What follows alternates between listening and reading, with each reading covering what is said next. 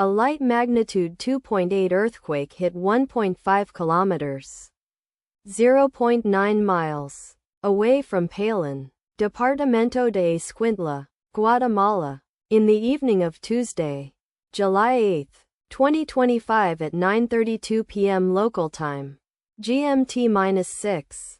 The quake had a very shallow depth of 4 kilometers, 2.5 miles, and was not felt, or at least not reported so. First to report, INETER after 2 minutes.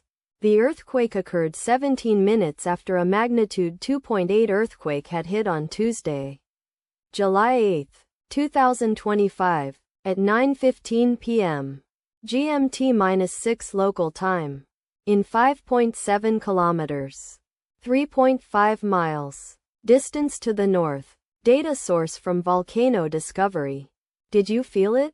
Let us pray. May the earthquake that occurred not affect our brothers and sisters there. May the earthquake not happen again. And may God protect everyone. Amen.